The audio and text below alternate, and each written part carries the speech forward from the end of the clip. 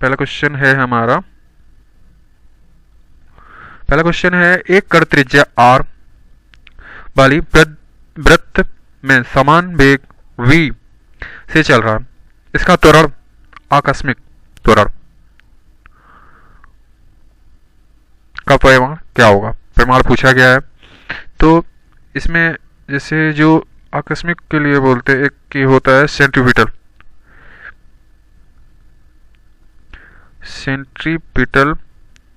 Acceleration होता है ये।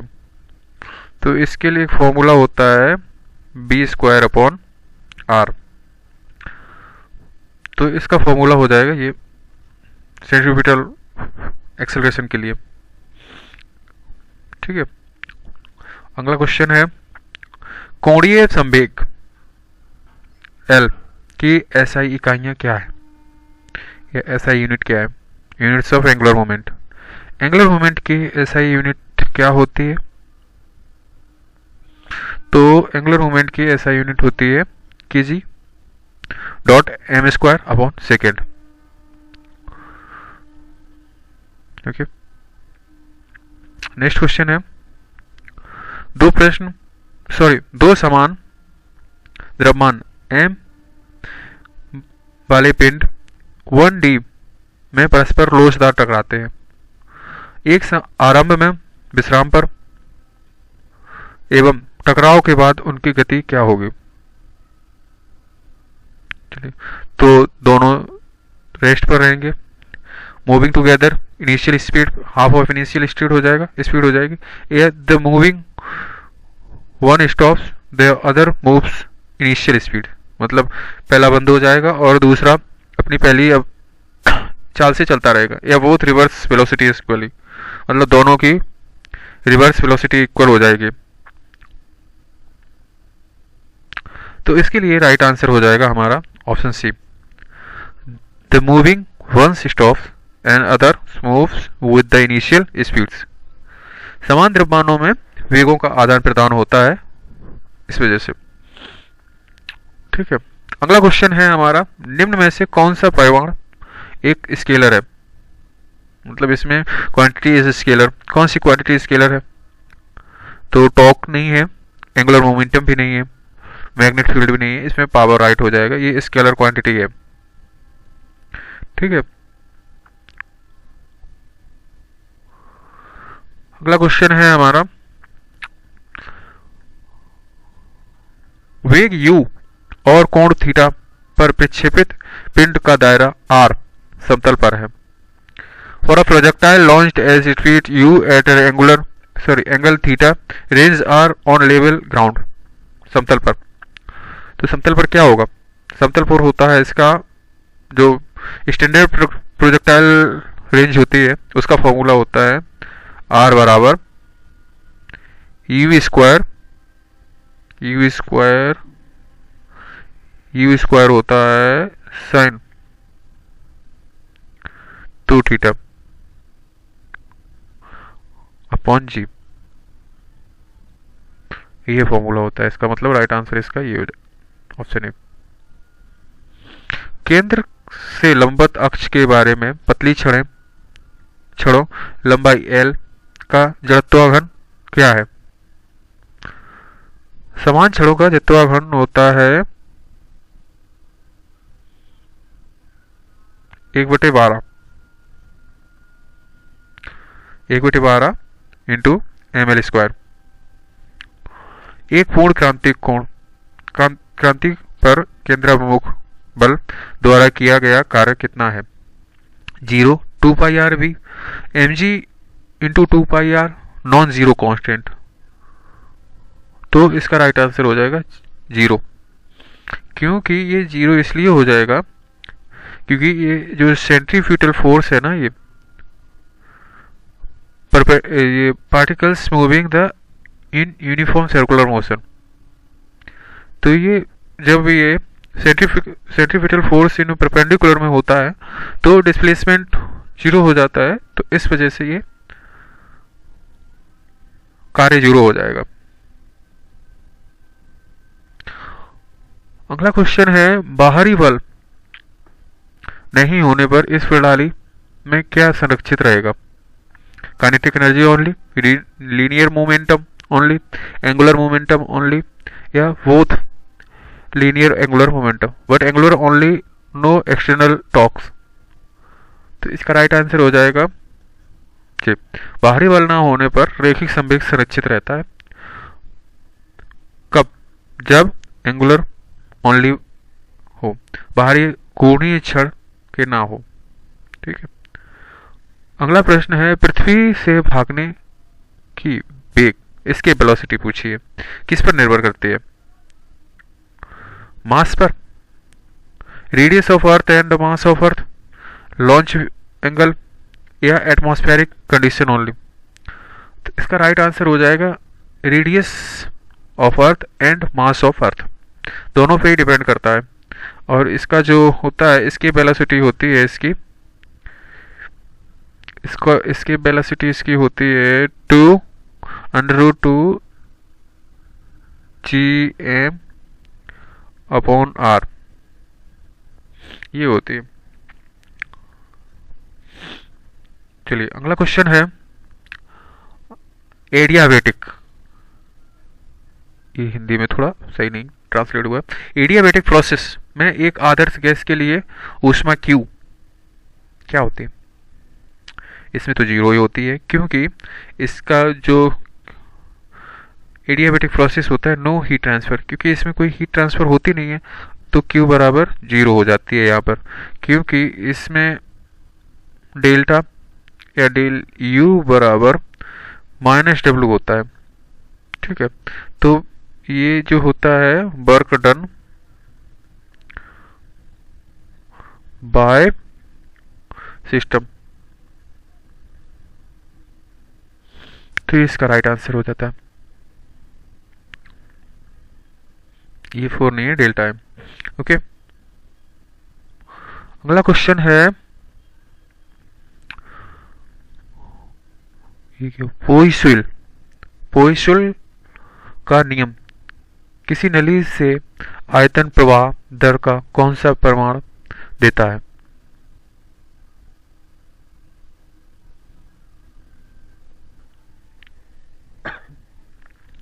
तो इसका राइट आंसर हो जाएगा ऑप्शन बी,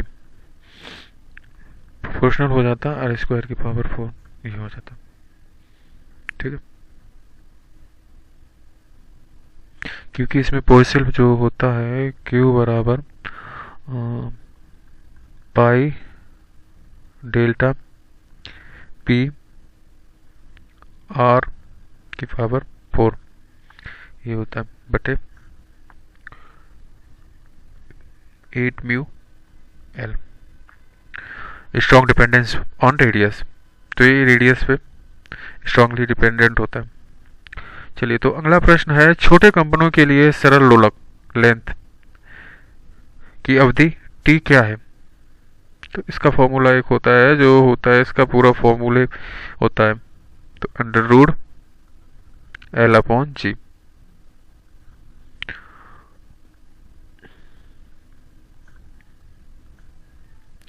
तो 2L/G होता है, तो √2G पहला वाला। ठीक है। क्योंकि साधारण लोलक का काल जो होता है, ये साधारण लोलक का ही है, मतलब सरल लोलक का।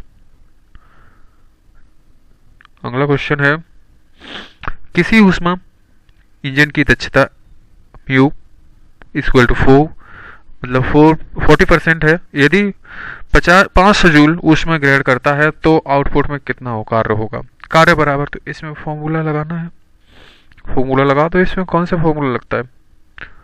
वर्क बराबर म्यू इंटू क्यू, ये वाला फॉर्मूला लगाओ इसमें बस। तो 40% का मतलब है जब ये नीचे आएगा तो पॉइंट का हो जाएगा, और इंटू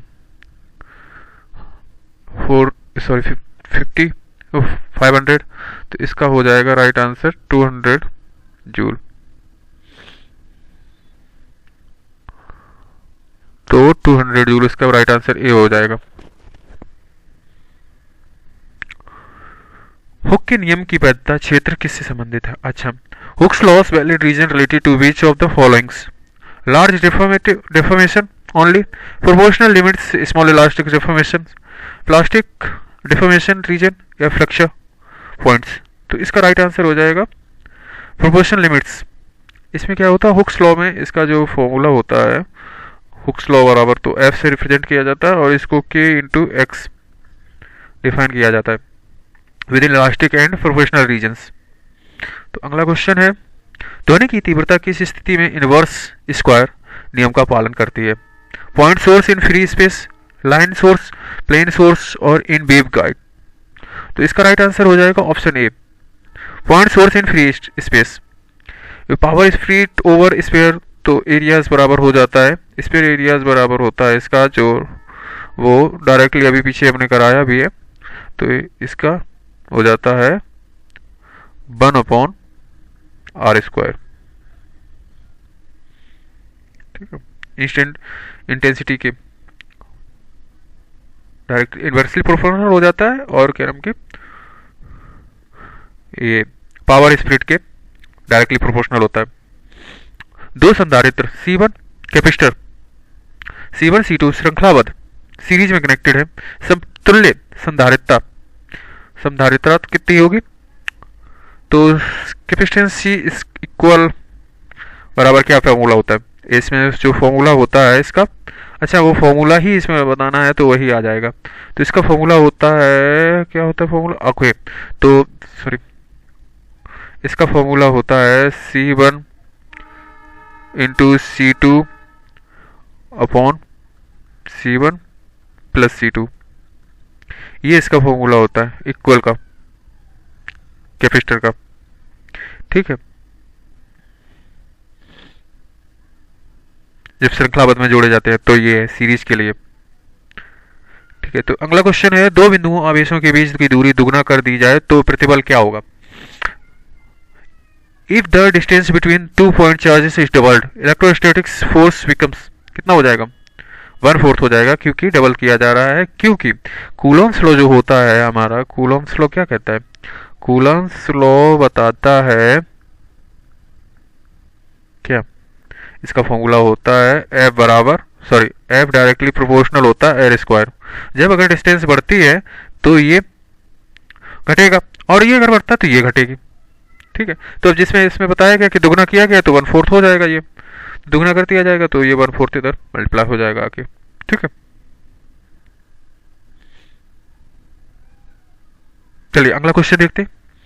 द्रव्यमान छुरा प्रणाली, ये क्या, अच्छा सॉरी स्प्रिंग सिस्टम ऑसिलेशन में अधिकतम गतिज ऊर्जा क्या होगी आयन ए के साथ में? तो आयन ए यहाँ लिया गया है, तो इसका जो फॉर्मूला होता है टोटल एनर्जी बराबर, टोटल एनर्जी बराबर जो होता है वो होता है 1/2 इंटू KA²। तो ये वाला इसका राइट आंसर हो जाएगा, m² नहीं KA² है। ठीक है, तो अधिकतम इसकी काइनेटिक एनर्जी जो होगी इस पे होगी कुल ऊर्जा, मैक्स होगी यहाँ पर। ठीक है, अगला क्वेश्चन है, धारा I धारण करने वाले वृत्ताकार कुंडल त्रिज्या R के केंद्र पर चुंबकीय क्षेत्र B बराबर, इसका फॉर्मूला पूछा गया। तो V बराबर इसका फॉर्मूला जो होता है क्या होता है, सिंगल सर्कुलर के लिए चाहिए ना, सर्कुलर रूप के लिए, सर्कुलर रूप है कैरिंग करंट I। ओके, तो इसका जो राइट आंसर हो जाएगा, ये अगर सेंटर के लिए है, सेंटर ऑफ सर्कुलर लूप्स के लिए, तो इसका जो आंसर हो जाएगा U/0 I अपॉन 2R, ये हो जाता है इसका। तो इसका राइट आंसर हो जाएगा ऑप्शन बी, क्योंकि ये सिंगल सर्कुलर मोशन लूप के लिए पूछा गया था, वो भी सेंटर सर्कुलर के लिए। ठीक है, अगला क्वेश्चन है, पृथ्वी की सतह के पास मुक्त गिरती वस्तु का त्वरण हवा अगर प्रतिरोध न माने, अच्छा कोई एक वैक्यूम ले लीजिए, अगर वैक्यूम है तो सिर्फ ग्रेविटी वर्क कर रही है, तो क्या राइट होगा आंसर? त्वरण क्या होगा? 0 तो नहीं होगा, कैंसिल है ये, तो ये भी ग्रेविटी नहीं होगी, डाउनवर्ड नहीं होगी, G अपवर्ड होगा ये, क्योंकि जी अपवर्ड कैसे होगा, सॉरी जी अपवर्ड नहीं, जी डाउनवर्ड ही होगा, क्योंकि ये नीचे की ओर खींच रहा ना, तो ये नीचे की ओर खींचने के लिए होती है इसमें डाउनवर्ड। नीचे खींचेगा तो डाउनवर्ड हो जाएगा अपने आप से ही।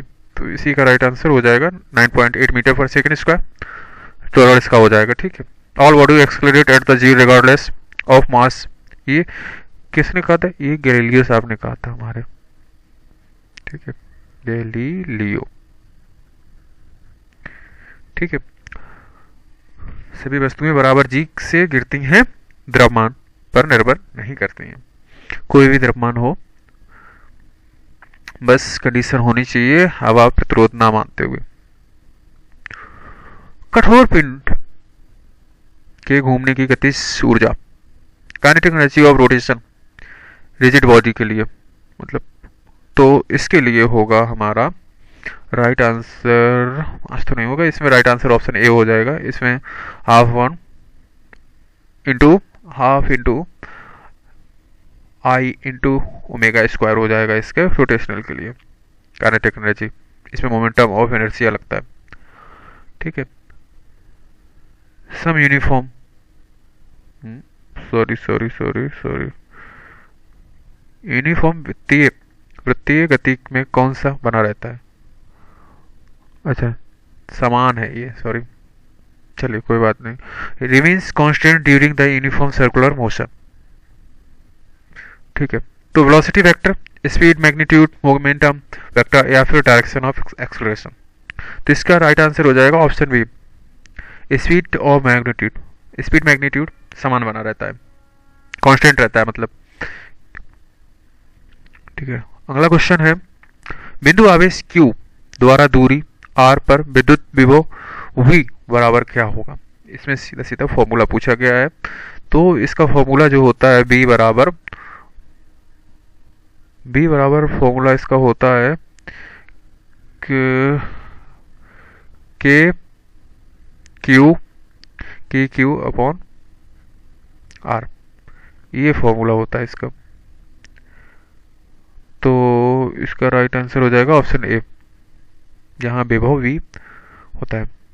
ठीक है, पृष्ठ अगला है, एक ही आवृत्ति और आयाम के दो तरंगें यदि एक चरण में सुपरपोज हो, परिणाम स्वरूप आयाम क्या होगा, एम्पलीट्यूड क्या होगा। Same as one wave, twice amplitude, 0, 4 times amplitude. तो राइट आंसर क्या हो जाएगा, तो इसका राइट आंसर हो जाएगा 4 टाइम्स एम्पलीट्यूड, क्योंकि इसका जो फॉर्मूला होता है इंटेंसिटी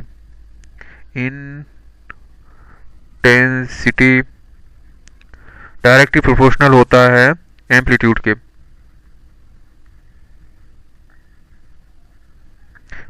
स्क्वायर के। तो जब ये 2 टाइम हुआ है स्क्वायर इसका, तो इंटेंसिटी 4 टाइम हो जाएगी।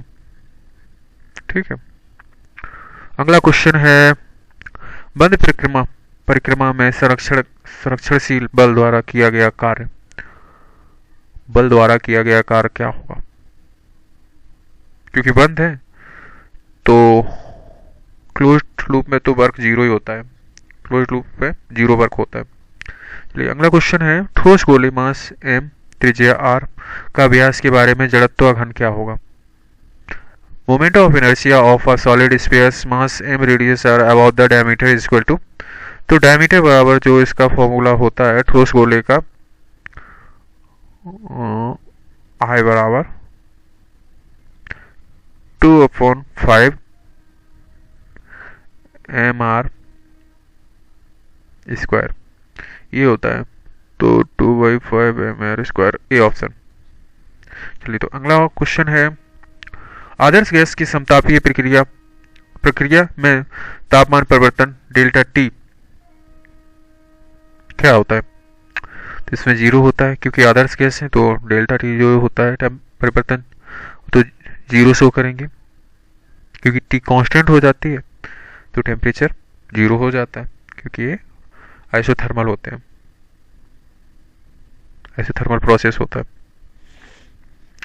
रेनॉल्ड संख्या RE किसका संकेत देती है, जब कम RE का मतलब क्या होता है, turbulent flow, laminar flow, supersonic flow या कंप्रेसिबल फ्लो। तो लेमिनार फ्लो होता है, उसमें दिखाता आरी। लो आरी का मतलब होता है विस्कस फोर्स। हाई आरी का मतलब टर्बुलेंस। यहाँ लो दिखा रहा ना, तो यहाँ हाई होता है टर्बुलेंस में, और पूछा गया था हाई आरी, और यहाँ पूछा था लो आरी। लो आरी इंडिकेट्स लेमिनार और हाई के लिए टर्बुलेंट। टर्बुलेंट फ्लो लो के लिए होता है। ठीक है, अगला क्वेश्चन है हमारा, प्रथम ऊष्मागतिकीय नियम delta U equal to Q minus W यदि प्रणाली द्वारा किया गया कार्य धनात्मक है और Q बराबर 0, आंतरिक ऊर्जा परिवर्तन क्या होगा? तो इसमें तो क्या होना चाहिए बताइए, क्योंकि अगर Q 0 दिया गया तो 0 तो नहीं होगा, तो इसको तो काट ही दो। डिपेंड ऑन प्रोसेस भी नहीं होगा, पॉजिटिव नहीं होगा क्योंकि यहाँ निगेटिव लगा हुआ है, तो इस वजह से ये निगेटिव हो जाएगा, क्योंकि इंटरनल एनर्जी डिक्रीज होती है, कार्य करने पर ऊर्जा घटेगी तो निगेटिव ही हो जाती है इनिशियल जो एनर्जी होती है। आपतन कोण का परावर्तन, आपतन का कोण परावर्तन के कोण के बराबर होता है। यह नियम किस पर लागू होता है? Reflection only, reflection only, diffraction only और इंटरफेरेंस ओनली। तो ये सिर्फ लागू होता है रिफ्लेक्शन पे, जिसमें साइन आई बराबर साइन आर इक्वल होते हैं। Law of reflection indicates angle incident angles reflected angles to equal. ठीक है, तो एसी चलित श्रृंखला ओके आर एल सर्किट के अनुनाद रेजोनेंस पर प्रतिबाधा इम्पीडेंस क्या है? Equal to R, 0 infinite equal to X L plus X C. तो इसमें हो जाएगा equal to R only if series R L C at resonance, क्योंकि इसका जो फॉर्मूला होता है वो इक्वल होता है एक्स सी के। चलिए तो अगला देखते हैं, के स्प्रिंग से जुड़े द्रव्यमान एम के छोटे दोलनों की अवधि टी के बराबर किसके बराबर होती है? बताइए, चलिए फॉर्मूला बताइए। टी बराबर क्या होता है? टी बराबर फॉर्मूला होता है हमारा 2 पाई अंडर एम अपॉन के। ये फॉर्मूला हमारा हो जाता है, तो इसका राइट आंसर हो जाएगा ऑप्शन ए। ठीक है, अगला प्रश्न है हमारा, इनमें से कौन वेक्टर प्रोडक्ट क्रॉस प्रोडक्ट का परिणाम है?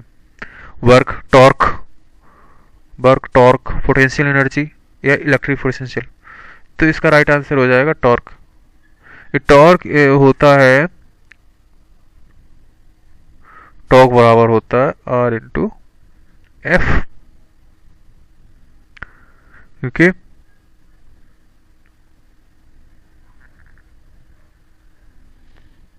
चलिए अगला क्वेश्चन देखते हैं। 100 डिग्री सेल्सियस और 0 डिग्री सेल्सियस तापमान वाले दो समान द्रव्यमान बटे समान ऊष्मा क्षमता वाले पिंड संपर्क में लाए जाते हैं, संतुलन तापमान क्या होगा? चलिए, तो इसका एक फॉर्मूला होता है, इसके लिए तो राइट आंसर इसके लिए राइट आंसर तो ये हो जाएगा 50 डिग्री सेल्सियस। लेकिन इसमें एक फॉर्मूला होता है एवरेज टेम्परेचर बराबर, तो आपको लोगों को भी पता है, एवरेज टेम्परेचर बराबर होता है ए प्लस बी अपॉन 2। ठीक है, तो इससे ये हो जाएगा। अगला क्वेश्चन है, केपलर का दूसरा नियम कहता है कि क्या कहता है? Orbit are ellipses, equal area swept is equal time, orbital period squared proportional to semi major axis cuboid, plant moves in circle, planet moves in circle. तो इसका राइट आंसर हो जाएगा option B, equal area swept in equal time. बराबर समय में समान क्षेत्रफल के कोणीय वेग संवेग संरक्षित है। ये केपलर्स का जो द्वितीय नियम है वो क्या कहता है? एरिया स्पीड कांस्टेंट होनी चाहिए, इम्प्लाइज एंगुलर मोमेंटम कन्वर्जेशन। अगला क्वेश्चन है क्षैतिज प्रभाव, ऊंचाई परिवर्तन नगण्य है या अगर ऊंचाई परिवर्तन नगण्य है अगर, तो मैं बर्नौली क्षैतिज प्रभाव में बर्नौली के अनुसार चाल बढ़ने से क्या होता है? प्रेशर इंक्रीज होता है, प्रेशर डिक्रीज होता है, no change in pressure, depend on viscosity. तो इसका राइट आंसर हो जाएगा प्रेशर डिक्रीज होता है क्षैतिज प्रभाव बढ़ने पर। बर्नौलीज इक्वेशन से related pressure kinetic energy per unit volumes and potential energy for the horizontal flow with the negligible height change, increase speed, अगर चाल बढ़ाते हैं तो प्रेशर डिक्रीज होता है। ये फॉर्मूला है जो बर्नौली साहब का, तो P+1/2 रो बी स्क्वायर ये है इसकी, तो ये पैरेलल चलता है। ठीक है, अगला प्रश्न है, तो जैसे इसमें इसी पे बढ़ाएंगे तो इसकी वेलोसिटी अगर बढ़ाते हैं तो जो इसका क्या प्रेशर घटेगा। ठीक है, अगला प्रश्न है हमारा चुंबकीय प्रभाव में ऐसा यूनिट, चुंबकीय प्रभाव की इस ऐसा इकाई क्या है? मैग्नेटिक फ्लक्स की ऐसा यूनिट क्या है? वेबर। सरल सा क्वेश्चन। अगला क्वेश्चन है, अच्छा इसमें एक वेबर बराबर जो होता है, इसमें एक बता दें चलो, एक वेबर बराबर जो होता है वो 1 टेस्ला इंटू m² ये होता है। ठीक है, चुंबकीय प्रकाश में वेबर होती है। x बराबर a cos ओमेगा t वाले SHM में त्वरण a क्या होता है? तो a बराबर है यहाँ पर क्या होता है?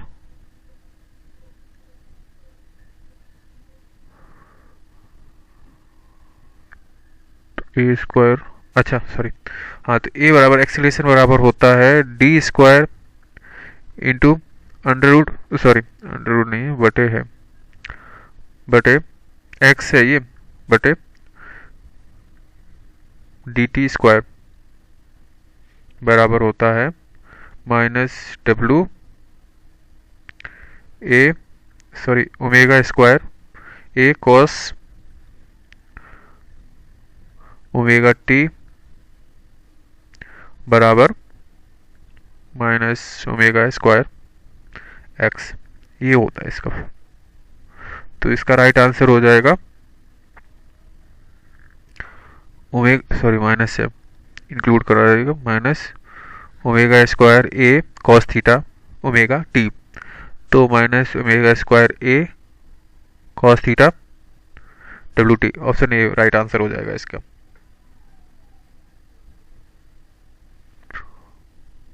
चलिए अगला क्वेश्चन है, यदि प्रणाली पर किया गया कार्य ऋणात्मक है तो इसका क्या अर्थ है? Work done by system on surrounding, work done on system by surrounding, system losses energy to surrounding, system gain energy from surrounding. Okay, तो इसका राइट आंसर हो जाएगा option A, work done by system on surrounding. अगर ऋणात्मक है तो work done on system is negative, that means work done by system on surrounding. तो इसमें जो इसका फॉर्मूला लगता है जहाँ पर होता है, अभी पीछे डिस्कस किया था मैंने, डेल्टा U बराबर Q माइनस W, तभी ऋणात्मक होता है। ठीक है, तो नेक्स्ट क्वेश्चन है, समान द्रव्यमान और त्रिज्या वाले एक रिंग और ठोस डिस्क बिना फिसले खुले ढलान नीचे गिरती है, कौन पहले पहुंचेगा? एक तो त्रिज्या वाले एक रिंग है और एक ठोस डिस्क है, तो सबसे पहले कौन पहुंचेगा? तो इसका राइट आंसर हो जाएगा डिस्क, क्योंकि डिस्क का जो है समान द्रव्यमान तो है, समान द्रव्यमान है और समान त्रिज्या है, लेकिन वो डिस्क का जो जड़त्वाभार होगा ना, जड़त्वाभार मीन्स है कि इनर्शिया फ्रैक्शन इस पे कम लगेगा, तो इस वजह से डिस्क पहले पहुंचेगी, तो एक्सेलरेट हाई करेगी इसकी।